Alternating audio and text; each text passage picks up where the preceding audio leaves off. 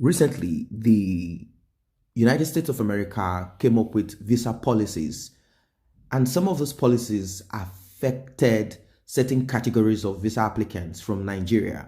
There are a lot of concerns that were raised by the United States of America, border security, and also about no conclusive database that they can actually relate with. And that has to do with certain information about some people so they can work on this whenever people are applying for visa. And I knew that the European Union would also follow suit, as that is the pattern. Once the America comes up with a policy, the European Union will come up, the United Kingdom and the rest of them won't work hand in hand. Now, the European Union is presently wanting to impose tough visa rules on Nigeria. And the concerns that are raised is the issue of illegal migration. As you all know, a lot of people from Nigeria, mostly from a specific region, a specific part of Nigeria, are very much involved in crossing the Sahel down to, they get down to Libya and they cross down to Italy or any of those countries around, and they spread from there. And that is Edo State. And in Edo State, you find Benin, which are much more of the people, although you'll find other tribes too that are involved in this, maybe, but they are about 1% of the population from that small state called Edo State that are always involved in this. And now, I'm talking of Nigeria. Other African countries, they get themselves involved in it too. Ghana, Gambia, and just any other African country that you must have met in Europe or seen them in Europe. Many of them came through that way. Not everybody. I'm not saying everybody came through the desert and came on the sea on a dingy boat. Now, the union declares that Nigerians are among top 10 illegal immigrants in Europe. Nigerian Criminal Networks Active says EU demands a solution. The European Union says it can impose restrictive visa implementation rules on Nigeria if it fails to play its part in the return and readmission of its nationals staying illegally in the European Union.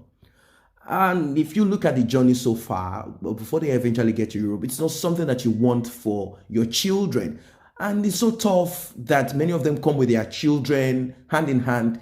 It's a suicide mission. I'll tell you the truth. It's a suicide mission. No one should ever go through that for whatever reason it is. You know, many people complain and say, well, the economic situation from in whatever region, state, place where they are from is the reason why they have to go through the sea and all of that. I don't think it is worth it. That's the truth. It is not worth it. Some say we are going for work. No one goes for work to die on the sea. What kind of work do you want to get there? And you say you want to die on the sea. I say a lot of people have died on died in the Mediterranean Sea.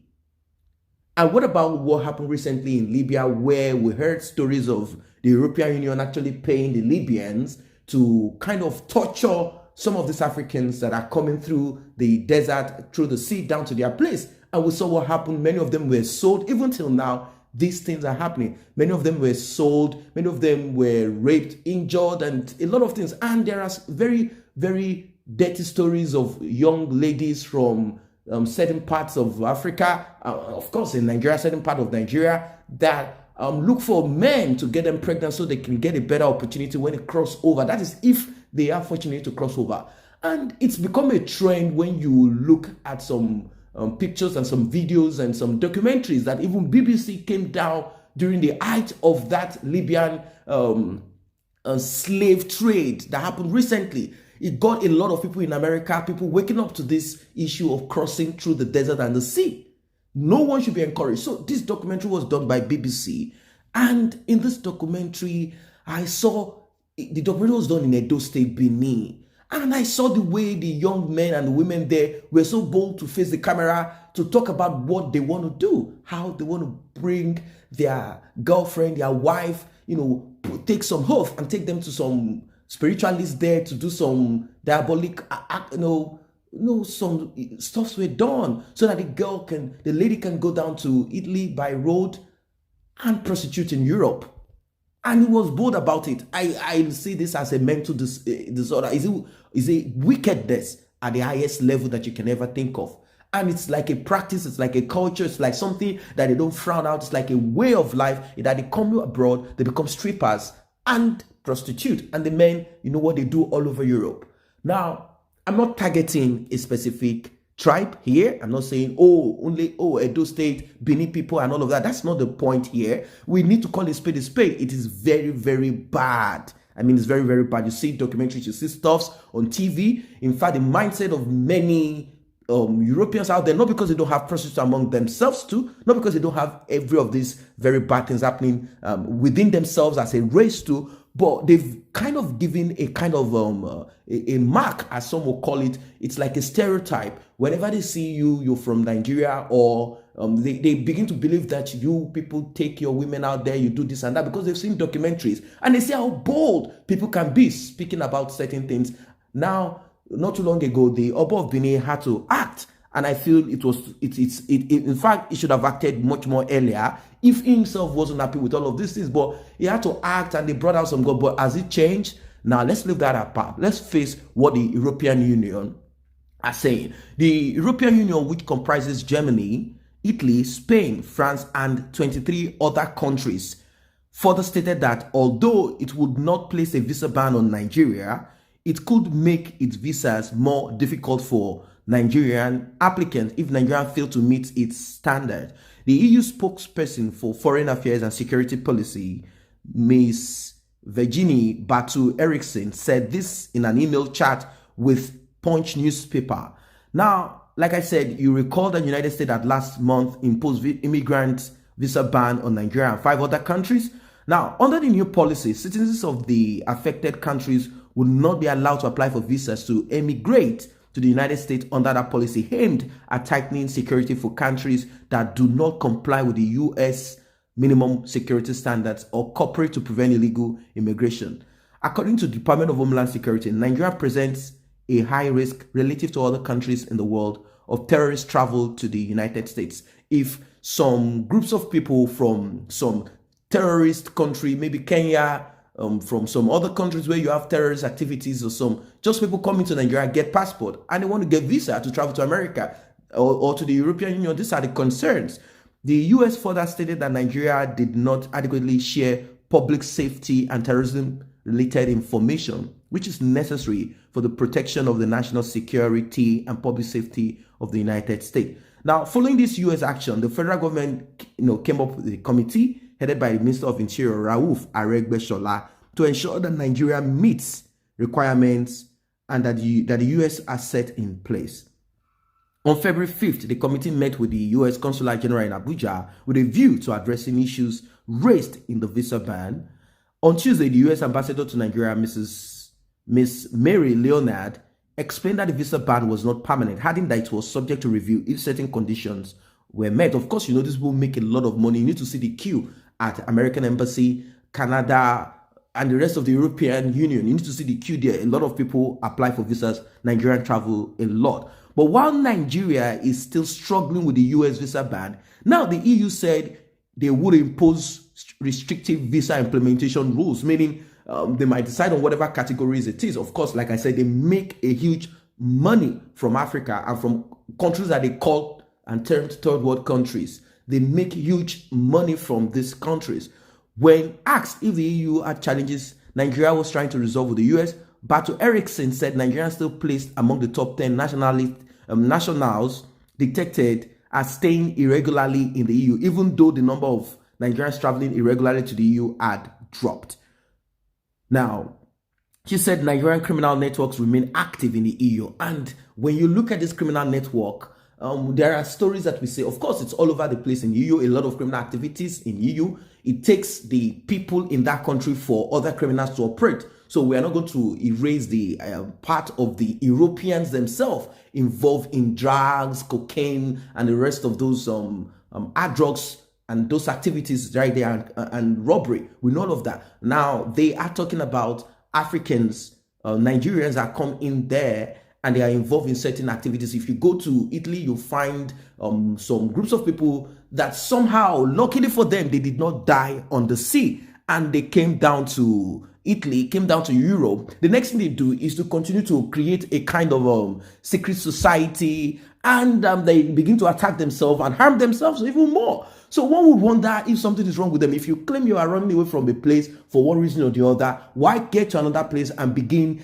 something that might kill you? You did not die on the scene. Now you want to die somewhere else as a result of some very funny activities and whatever they get themselves involved in. And this, we've read cases in Italy where a lot of young people have been arrested. A lot of people have been arrested. They basically from Benin. Then you can add the rest of the tribes. There maybe few, maybe 1% Igbo, 1% Yoruba, 1% this and that. You can add a lot of them, but majority are from there. We see videos and documentaries of them being arrested and busted in Spain, busted in Italy, and the rest of those EU countries where you find majority of them coming from the sea.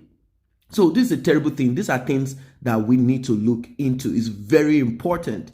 He said, when asked if the EU would be giving Nigeria the American treatment, she said Nigeria could face a restriction if certain criteria were not met. Batu Erickson stated that if Nigeria did not play its part in the readmission of its citizens living illegally in the EU, then strict measures could be put in place. She said what the EU could do if Nigeria failed to meet its criteria was to adapt the rules on processing short-stay visa applications. The EU spokesperson stated what the EU can do since new rules on short-stay visas to the EU became applicable on 2nd February 2020 is to adapt the rules on processing short-stay visa applications depending on whether a non-EU country cooperates satisfactorily on the return and readmission of their national staying illegally in the EU. Now, under the new rules, the EU Commission will regularly assess the level of cooperation of non-EU countries on the readmission of irregular migrants. If the level of cooperation is insufficient, the Commission, together with member states, can decide on a temporary, more restrictive implementation of certain provisions of the visa code. This could have an impact on the processing time, the length of validity of the visa to be issued, the level of the visa fee to be charged, and the visa waivers. It is important to note that this mechanism does not amount to a visa ban and does not call into question the right to submit an application for a visa or to be granted a visa. It only allows for a more restrictive implementation of some of the visa rules. This concerns short-stay visas to the Schengen area, covering stays of up to 90 days in any 180-day period. Batu Erickson recalled that in 2016, an EU Council decision authorized the opening of negotiation on readmission agreement with Nigeria, making it only the second country in West Africa which the EU was negotiating such a formal agreement. The readmission agreement seeks to ensure that Nigerians traveling to the EU take only the legal routes. It also seeks to ensure that Nigeria is able to readmit its citizens living illegally in the EU. It is in our common interest to work on dissuading migrants to take dangerous irregular routes to Europe and risk exploitation. Returns and readmissions are part of working on this common endeavor, and that is what they said. The EU spokesperson said Nigeria remained a partner in the fight against terrorism and human trafficking. Now, Batu Erickson said the EU was also supporting the multinational joint task force in its fight against Boko Haram, and they had donated 55 million euros to African Peace Facility. Now, the Nigerian Ministry of Foreign Affairs said that it had not received any official notice from the EU that it was considering Nigeria for visa restriction rules. The Ministry of Foreign Affairs spokesperson Ferdinand Nwonye stated this in an interview with an online correspondent. He said, "We had the European Union-Nigerian dialogue on Tuesday, and the matter was not brought up. It was not brought up at all. Be that as it may, it has not come to us officially, and you know definitely that anybody who has a visa and the visa expired based on the conditions of the issuance, the person is expected to come back or renew its stay over there." So these are all of the concerns that have been raised. What is your own personal opinion about all of this? Do you think it is good that people migrate illegally through the desert and go through the hassles? You might die on the sea, you might get raped as a woman, as a man, a lot of issues. And when you come finally to the Europe and you begin to mess up again, do you think these are normal things? Not just for Nigeria, Ghanaians are involved in this. A lot of countries in Africa are involved in this, apart from water zones that have to do this, which it's not really sensible per se for you to go and die on this after running from your country when there is a war. You don't go to the neighboring countries. You want to escape down to Europe when you know you can even die on the sea. So these are very complex issues that I want us to talk about. Do you have family, friends that have gone through the same road, by road, on the sea and stuff? What happened? Do you think you, as you're listening to me, probably someone is encouraging you, do you think you want to do the same thing, go on the sea and die there? Or because you claim that your brother got there, you too, you believe you can do the same? Or someone, a spiritualist, a pastor is encouraging and tell you, don't worry, I'll do some work, spiritual work for you. You go there, you succeed, don't worry, you go on the sea and all of that. It's a terrible thing. I mean, it's so terrible. And now these activities and actions and all of this is probably going to, from the look of things, will definitely affect people that apply for visa in the normal way. What is your take about this? Why are that if you're not a member of this channel, we can grow it together by you tapping on the subscription button and the red notification icon bell below. It will alert you whenever videos are uploaded. Thanks for stopping by.